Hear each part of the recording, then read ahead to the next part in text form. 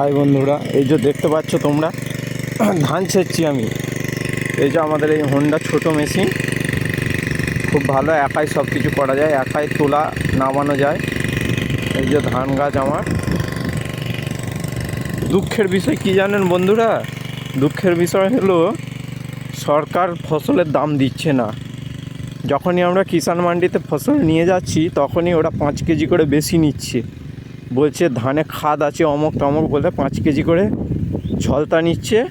এবং এইটা তৃণমূল কংগ্রেসের ক্যাডারদের পেট ভরানোর জন্য এটা নিচ্ছে। আমি সরাসরি প্রতিবাদ করছি, আমার বাড়ি হচ্ছে ধনিয়াখালি। সরাসরি আমার সঙ্গে কন্ট্যাক্ট করতে পারেন যদি কোনো রকম হয়।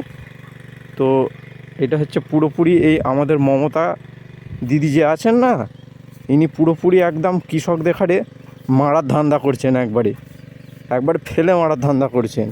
আমি এর তীব্র প্রতিবাদ জানাই, আর এর পদত্যাগ চাই আমিও।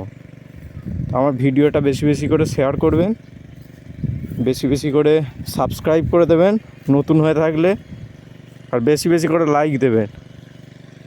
এই সরকারের না পদত্যাগ হওয়া পর্যন্ত আমাদের কৃষকদের কোনো দিন সুদিন আর ফিরবে না।